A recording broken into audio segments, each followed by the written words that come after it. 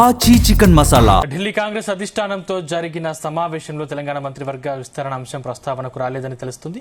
కోమటిరెడ్డి, రాజగోపాల్ రెడ్డి, జీవన్ రెడ్డి ఎపిసోడ్లను తెలంగాణ నాయకులు అధిష్టానం దృష్టికి తీసుకెళ్లారు. త్వరలోనే వారిని ఢిల్లీకి పిలిపించి మాట్లాడతామని కాంగ్రెస్ అధిష్టానం స్పష్టం చేసినట్లు తెలుస్తోంది. వరుస ఎన్నికల్లో తెలంగాణ కాంగ్రెస్ పనితీరుపై అధిష్టానం సంతృప్తి వ్యక్తం చేసినట్లు సమాచారం.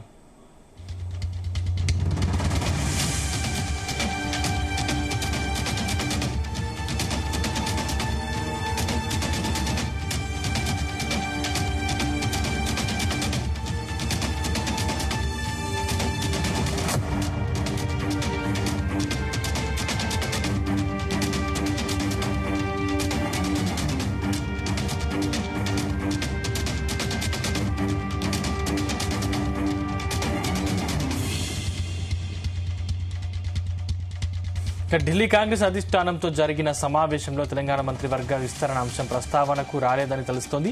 కోమటిరెడ్డి, రాజగోపాల్ రెడ్డి, జీవన్ రెడ్డి ఎపిసోడ్లను తెలంగాణ నాయకులు అధిష్టానం దృష్టికి తీసుకెళ్లారు. త్వరలోనే వారిని ఢిల్లీకి పిలిపించి మాట్లాడతామని కాంగ్రెస్ అధిష్టానం స్పష్టం చేసినట్లు తెలుస్తోంది. వరుస ఎన్నికల్లో తెలంగాణ కాంగ్రెస్ పనితీరుపై అధిష్టానం సంతృప్తి వ్యక్తం చేసినట్లు సమాచారం. ఇదే అంశానికి సంబంధించిన మరిన్ని డీటెయిల్స్ మా ప్రతినిధి వంశీ అందిస్తారు. వంశీ,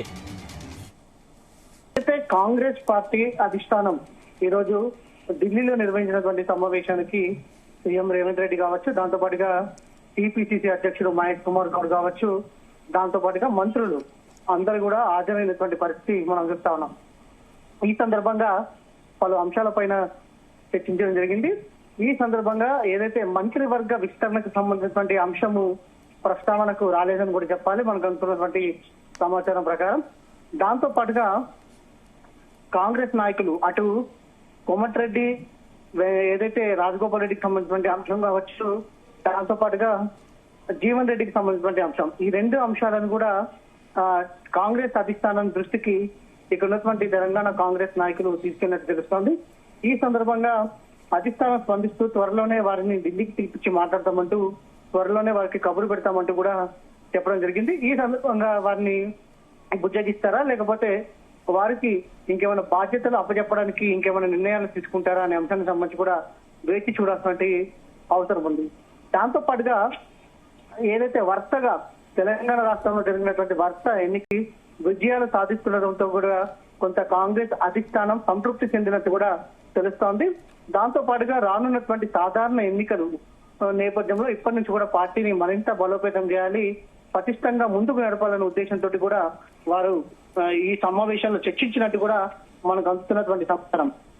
దీంతో పాటుగా ప్రధానమైనటువంటి ఎజెండా భవిష్యత్ కార్యాచరణకు సంబంధించి కావచ్చు, దాంతో పాటుగా పార్టీకి సంబంధించి నామినేటెడ్ పోస్టు పదవులకు సంబంధించి కూడా తొందరలో ఇచ్చే అవకాశం ఉన్నట్టు కూడా తెలుస్తోంది. దీనికి సంబంధించి కూడా హైకమాండ్ నుంచి తెలంగాణ కాంగ్రెస్ నేతలు క్లియరెన్స్ తీసుకున్నట్టు కూడా మనకు అందుతున్నటువంటి సమాచారం. ఒకసారి ఈ రోజు మల్లికార్జున ఖర్గే నివాసంలో జరిగినటువంటి సమావేశంలో అనేక అంశాలు ప్రస్తావించినట్టు కూడా అటు మహేష్ కుమార్ గౌడ్ చెప్పినటువంటి సందర్భం కూడా మనం చూస్తా ఉన్నాము. 6 గ్యారంటీలలో మెజార్టీ అమలు చేశామంటూ కూడా దానిపైన కూడా చర్చించినట్టు కూడా తెలుస్తోంది. ఇంకా 3 ఏళ్ల సమయం ఉంది, అన్ని అమలు చేసి శభాష్ అనిపించుకుంటామంటూ కూడా ఆయన చెప్పినటువంటి సందర్భం కూడా మనం చూస్తా ఉన్నాము. మళ్ళీ అధికారంలోకి వస్తామంటూ కూడా ఆయన కుండబద్దలు కొట్టడం జరిగింది. ఈ అంశానికి సంబంధించి కూడా ప్రణాళికలు వేసినట్టు కూడా తెలుస్తా ఉంది. దాంతో పాటుగా ఉన్న నిధులలో చాకచక్యంగా పథకాలు అమలు చేస్తున్నాం అనేది కూడా అధిష్టానం దృష్టికి తీసుకెళ్లినట్టు కూడా తెలుస్తోంది. దాంతో పాటుగా తెలంగాణ రాష్ట్రంలో ప్రజలు కాంగ్రెస్ పాలన పట్ల సంతృప్తిగా ఉన్నారంటూ కూడా ఆయన తెలిపినటువంటి సందర్భంగా మనం చూస్తాం. దాంతో పాటుగా భవిష్యత్తులో అనుసరించాల్సినటువంటి అంశాలపైన సూచనలు చేశారంటూ కూడా ఆయన చెప్పడం జరిగింది. ఆహ్లాదకర వాతావరణంలో సమావేశం జరిగిందని, రాష్ట్ర మంత్రుల అభిప్రాయాలను పెద్దలు విన్నారంటూ కూడా ఆయన తెలిపినటువంటి సందర్భం కూడా మనం చూస్తా ఉన్నాము. దీంతో పాటుగా కాంగ్రెస్ అధిష్టానం అన్ని అంశాలపైన మాకు దిశానిర్దేశం చేసిందంటూ కూడా చెప్పినటువంటి సందర్భంగా మనం చూడొచ్చు. మార్చి మొదటి వారంలో నామినేటెడ్ పదవులను భర్తీ చేస్తామని, మార్చి 15 కల్లా పార్టీ పదవులను భర్తీ చేస్తామంటూ కూడా ఆయన తెలిపినటువంటి సందర్భం మనం చూస్తా ఉన్నాము. అన్ని గ్యారెంటీలు అమలు చేసిన తర్వాతనే ఎన్నికలకు వెళ్తాము, కేసీఆర్ లాగా హామీలను ఎగ్గొట్టామంటూ కూడా ఆయన చెప్పినటువంటి సందర్భం మనం చూస్తున్నాము. రాజ్యసభ ఎన్నికలపై 2-3 రోజులలో సీఎం పిసిసి చీఫ్ ని పిలిచి మాట్లాడతామన్నారనేది కూడా ఆయన చెప్పినటువంటి సందర్భం మనం చూస్తా ఉన్నాము. మంత్రివర్గ విస్తరణ అంశం చర్చకు రాలేదు, రాజగోపాల్ రెడ్డి అంశం చర్చకు వచ్చిందంటూ కూడా ఆయన చెప్పినటువంటి సందర్భం మనం చూస్తున్నాము. దానిపైన అధిష్టానం పెద్దలు త్వరలోనే ఆయనను పిలిచి మాట్లాడతారు అంటూ కూడా ఆయన చెప్పినటువంటి సందర్భం కూడా మనకు చాలా స్పష్టంగా అర్థమవుతా ఉంది.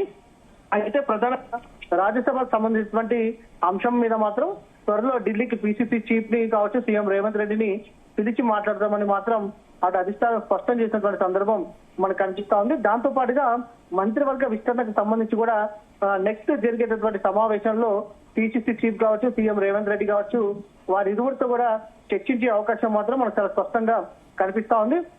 త్వరలో అసంతృప్తులు ఎవరైతే ఉన్నారో కోమటిరెడ్డి రాజగోపాల్ రెడ్డి కావచ్చు, దాంతో పాటుగా జీవన్ రెడ్డిని మాత్రం అధిష్టానం పిలిచి మాట్లాడనుందని మాత్రం చాలా స్పష్టంగా అర్థమవుతోంది. వంశీ, అంటే మంత్రివర్గ విస్తరణ అంశం ప్రస్తావనకు రాకపోతే ఇక్కడ ఉండేటువంటి నాయకులు అసంతృప్తి వ్యక్తం చేసే అవకాశం లేదా? ఖచ్చితంగా. అయితే ఇంటర్నల్ గా అందరి మధ్య నిర్వహించిన సమావేశం కాదు కాబట్టి, ఎందుకంటే ఇప్పటికే కేబినెట్ లో ఏదైతే నలుగురిని కొత్తగా తీసుకోవాలని అనుకుంటున్నారు.